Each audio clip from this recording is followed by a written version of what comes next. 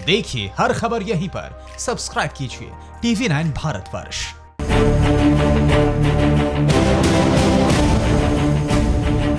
महाराष्ट्र में आज से शराब की बिक्री शुरू हो रही है, लेकिन अच्छी बात यह है कि शराब की होम डिलीवरी होगी और इसे लेकर आबकारी विभाग ने गाइडलाइंस भी जारी कर दी हैं। 100 सेकंड में ये पूरी खबर समझिए। महाराष्ट्र में आज से शराब की दुकानें खुलेंगी, लेकिन दिल्ली की तरह ऐसी भीड़ नहीं होगी। दुकानों पर शराब के लिए मारपीट नहीं होगी। महाराष्ट्र के आबकारी विभाग ने दिल्ली के हालात से सबक लेते हुए शराब की होम डिलीवरी शुरू करने का फैसला किया। होम डिलीवरी सिस्टम पूरा जिम्मेदारी जो है वो लीकर शॉप ओनर के ऊपर रहेगी। ये इसके लिए ज़्यादा से ज़्यादा 10 डिलीवरी बॉयज़ को रख सकते हैं। आबकारी विभाग ने गाइडलाइंस जारी की हैं, जिनके मुताबिक 6 शर्तों का पालन करना होगा। जिन दुकानों के पास लाइसेंस है उन्हें बियर, वाइन और हल्की शराब को बेचने की अनुमति होगी। शराब की होम डिलीवरी किस तरह से करनी है, ये फैसला शराब की दुकान को करना होगा। राज्य में शराब की होम डिलीवरी सिर्फ कोरोना लॉकडाउन की अवधि तक की जाएगी। लॉकडाउन में शराब की होम डिलीवरी करने वाली दुकानों को अपने डिलीवरी मैन की मेडिकल जांच करानी होगी। डिलीवरी मैन की जांच रिपोर्ट के साथ उसकी पूरी जानकारी आबकारी विभाग को देनी जरूरी है। शराब की होम डिलीवरी करने वाले को पर्सनल डिस्टेंसिंग का पालन करते हुए ग्लव्स और मास्क पहनना जरूरी होगा। ये जहां स्थानीय प्रशासन ने दुकान खोलने की अनुमति दी है वहां रहेगी। इसके बारे में जहां कंटेनमेंट जोन है वहां होम डिलीवरी सिस्टम नहीं दी जाएगी। महाराष्ट्र आबकारी विभाग ने पुणे शहर में शराब की दुकानों पर भीड़ कम करने के लिए प्रयोग के तौर पर ऑनलाइन टोकन व्यवस्था की शुरुआत की है। पिछले सप्ताह कई स्थानों पर शराब की दुकानों पर सोशल डिस्टेंसिंग नियम का उल्लंघन करते हुए बड़ी संख्या में लोग इकट्ठा हुए थे। कोरोना काल में भी पाकिस्तान अपनी नापाक हरकतों से बाज नहीं आ रहा है। आतंकियों की घुसपैठ के लिए पाकिस्तान की तरफ से लगातार गोलीबारी की जा रही है, जिससे सीमावर्ती इलाकों में रहने वाले लोगों के बीच में खौफ है। चप्पे चप्पे पर सेना की तैनाती, सुरक्षा के बेहद पुख्ता इंतजाम। आतंकियों का देखते ही हो जाता है काम तमाम। लेकिन नासूर बन चुके पाकिस्तान का क्या?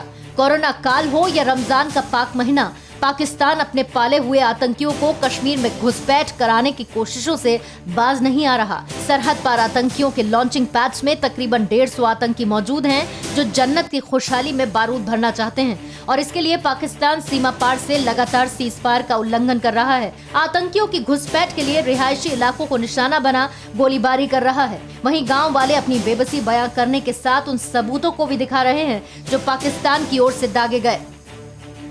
अब मैं आपको वो पहाड़ी दिखाने की कोशिश करूंगा जहां से लगातार पाकिस्तान की तरफ से सीज फायर का उल्लंघन किया जा रहा है।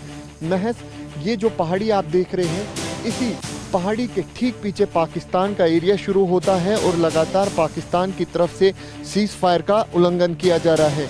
ये बेशर्म पाकिस्तान जो है ना, हमारे बच्चों को, हमारे परिवारों को इतना परेशान कर दिया है, रोज फायर करता है। फायर करने का मतलब ये भी हो सकता है कि हम मिलिटेंट क्रॉस करवाएं। देखो इतने इतने गोले फेंक रहा है, क्या करें हम? बहुत बार परेशान करके, ऊपर से कोरोना का पंगा है, हम बाहर नहीं निकल सकते हैं। फसलें हमारी आधी काटी हैं, आधी हमारी ऐसे पड़ी हुई हैं।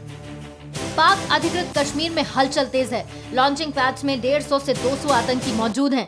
ये आतंकी सीज फायर की आड़ में भारत की सीमा के अंदर घुसपैठ करने की फिराक में हैं, लेकिन हमारे जाबाज उनके स्वागत के लिए पूरी तरह तैयार हैं, क्योंकि पाकिस्तान परस्त दहशतगर्दों को जहन्नुम पहुंचाने के लिए सेना के जवान बेकरार हैं। दिल्ली के गाजीपुर बॉर्डर पर काफी तादाद में प्रवासी मजदूर इकट्ठे हुए हैं, जिन्हें पुलिस ने जहां से वो आए वहां जाने के लिए कह दिया। छोटे छोटे मासूम बच्चों के साथ सड़क के किनारे बैठे लोगों का कहना था कि हम जाएं तो जाएं कहां, न रोजगार है, मकान मालिक किराया मांग रहा है। और इन्हीं हालातों का जायजा लिया मेरे सहयोगी विवेक शर्मा ने। इस वक्त हम मौजूद है सराय काले खां इलाके में, जहां पर प्रवासी मजदूर जो है वो कंटेनर में भर कर जो है जाने की तैयारी कर रहे हैं। आप देख सकते हैं तस्वीरों में, मेरे सामने आपको कंटेनर नजर आएगा जिसके अंदर काफ़ी तादाद में प्रवासी मजदूर जो हैं वो बैठे हुए हैं। यहाँ पे कई कंटेनर ऐसे खड़े हैं जिसमें काफ़ी तादाद में आपको यहाँ पे प्रवासी मजदूर जो हैं वो बैठे हुए नजर आएंगे। केजरीवाल हो, नीतीश कुमार हो, बिहार को या दिल्ली को, ऑल गवर्नमेंट गोली देती है। क्या बताऊँ मैं, हमारे हम अपना पैसा लगा के जा रहे हैं घर घर से मंगा के, ये स्थिति आ गई है हमारी। क्या काम करते हैं हम काम आए थे यहाँ पे पढ़ने के लिए। बिहार जाना है, यहाँ तो बेलदारी करते हैं जी। बेलदारी करते हैं, हाँ जी, पूरा इंतजार नहीं कर सकते? अरे कब तक इंतजार करेंगे, दो महीने तो हो गया। प्रवासी मजदूर हैं वो यहाँ पर कंटेनर में बैठकर जो है यहाँ से निकलने की तैयारी कर रहे हैं। इनका कहना है कि इन्होंने खुद ही कंटेनर को जो है हायर किया है, इसका बाकायदा जो है किराया दिया गया है। आप देख सकते हैं तस्वीरों में कि किस कदर जो है यहाँ पे कंटेनर आपको खड़े नजर आएंगे, जिसमें छोटे छोटे मासूम बच्चे जो है वो बैठे हैं। आगे की तरफ मैं आपको लेकर चलूँ तो आप देख सकते हैं कि यहाँ पे एक और कंटेनर आपको खड़ा हुआ नजर आएगा, जिसके अंदर आपको काफ़ी तादाद में लोग जो है वो बैठे हुए नजर आएंगे। यहाँ इन लोगों का कहना है कि कुछ खाने को नहीं है, रोज़गार नहीं है, जिसके चलते ये लोग अपनी जगह पर जा रहे हैं। कंटेनर में जो है यहाँ पर आपको छोटे छोटे मासूम बच्चे जो हैं वो बैठे हुए नज़र आएंगे। जिस तरह से बात की जाए तो यहाँ पर जो लोग हैं उनका कहना है कि खाने को कुछ नहीं है, जिसके चलते अब मजबूरन यहाँ से हट रहे हैं। लेकिन जिस तरह से कंटेनर में जा रहे हैं वो पूरी तरह से अवैध है, यानी कि ये माल ढोने वाला कंटेनर है जिसमें लोग छुप कर जो है अब जा रहे हैं। तो साफ है कि इसको लेकर कहीं ना कहीं अपने आप में कई सवाल जो हैं वो खड़े होते हैं। सरकार के तमाम कोशिशों के बावजूद प्रवासी मजदूरों के पलायन का सिलसिला बदस्तूर जारी है और आलम यह है कि प्रवासी मजदूर अब बड़े बड़े कंटेनर्स में छिपकर दिल्ली से पलायन की कोशिश के लिए मजबूर हैं। बीती रात दिल्ली के सराय काले खां इलाके से 3 कंटेनर्स में प्रवासी मजदूर अपने अपने घरों की तरफ जाने की कोशिश करते नजर आए। हालात का जायजा लिया मेरे सहयोगी विवेक।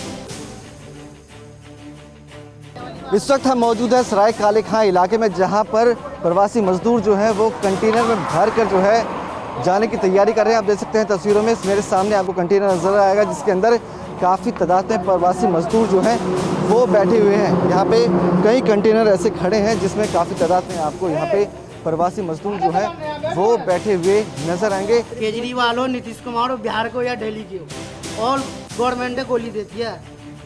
क्या बताऊँ मैं, हमारे हम अपना पैसा लगा के जा रहे हैं घर घर से मंगा के। शहर से जंगल भले ही खत्म हो चुके हों, लेकिन जंगल के राजा शहर में आधमके हैं। माता वैष्णो देवी के भैरो घाटी में एक बार फिर से शेर नजर आया और वहीं हैदराबाद के कांटेदान बीच सड़क पर तेंदुआ धमका।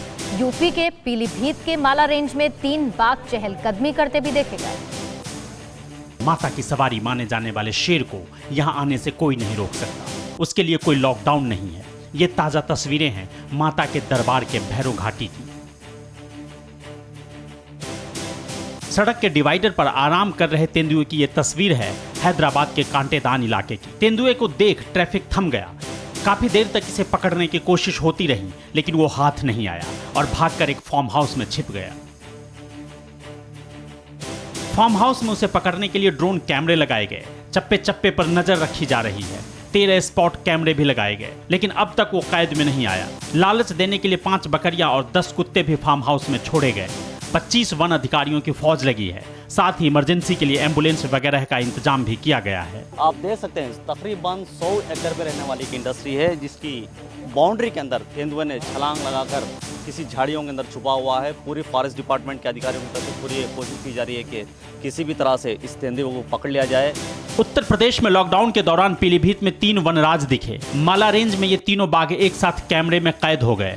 राहगीरों ने इनकी तस्वीरें कैद की। बताया जाता है कि ये तीनों गजरौला थाना क्षेत्र के बिनौर बिजली घर के पास देखे गए और फिर जंगल की तरफ निकल गए। लॉकडाउन के दौरान माता के दरबार से लेकर शहरों तक में जंगल के राजा दिख रहे हैं। कोरोना काल में इनकी मौजूदगी बता रही है कि शहर और जंगल की दूरियां मिट गई हैं। समझना मुश्किल है कि शहर शहर जंगल है या जंगल जंगल अब शहर है।